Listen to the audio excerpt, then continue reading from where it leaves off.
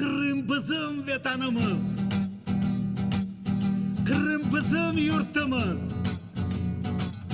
Kırım bizim toprağımız, tek bizim, tek bizim, tek bizim. Bu bizim dağlarımız, bu bizim bağlarımız, Kırım bizim baylığımız, tek bizim, tek bizim. Он вошел в историю как единственный в своем роде крымско-татарский бард, автор более 100 песен и настоящий патриот своей родины Асан Файтонче писал о том, что тревожит его народ. Он не имел музыкального образования, сам научился играть на гитаре, а затем и сочинять песни. Сын барда бережно хранит тетрадь с его текстами и делится воспоминаниями об отце. Узбекистан, город Бекабад.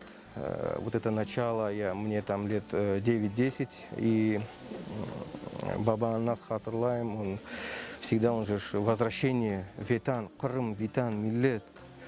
Это то, что с чем мы воспитывались, и его песня, первые слова, Крым, Ветанымыз, Узаклаштык, Текаран, Бысенден. И после этого начал, я уже стал больше знакомиться, видеть его, слышать его все чаще. Тематика песен крымско-татарского барда была разнообразной. Он пел о любви к родине, о семье, о бедах и проблемах крымско-татарского народа. Творческая жизнь отца, его творческая деятельность, она была непосредственно, то есть это была его жизнь. Это не было, как мы сказали, образ какой-то отдельный, и в жизни человек другой. Нет. Вот все его песни, это все какие-то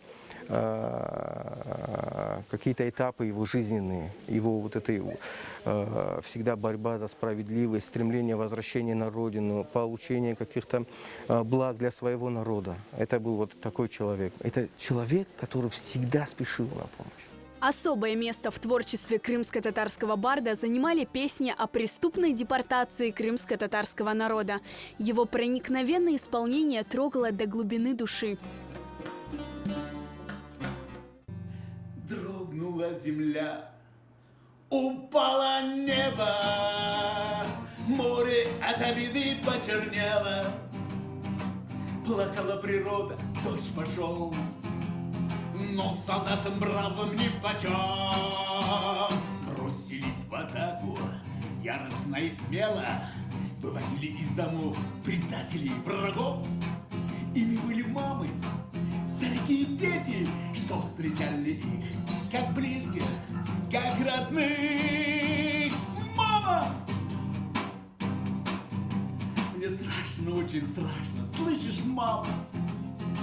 Почему солдат пинает брата? Дедушку больного подымают, бабушку молящую стреляют. Депортация — это очень страшно. Это когда слово, это когда говоришь, это кровь в жилах застывать должна. Прочувствовать через себя все это. И это никогда не нужно забывать. И поэтому я пишу про депортацию. Он никогда не отрицал, что Крым многонациональный. Но историческое право он всегда отдавал крымским татарам. Это он умер, он до последнего писал. Тематика соответствовала тем этапам жизненным, которым проходил. Асан Файтонче сочинял до последних дней. Он беспокоился о родных и друзьях в связи с пандемией коронавируса, но уберечь себя ему не удалось. Его легкие были полностью поражены. И на 65-м году Асан Файтонче ушел из жизни. Бабам такой человек был, он больше думал о других. Он всем говорил: следите за собой, одевайте маски. Отвезли его в больницу, значит, долгое время не ставили диагноз, был диагноз пневмония.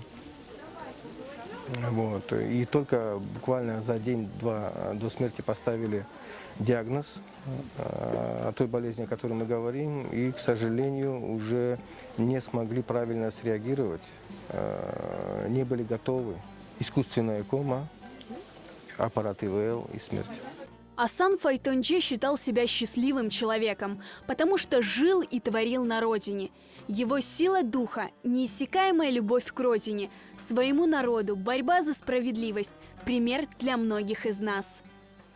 А мы хотим жить в счастливой стране. Мы хотим жить своей семье.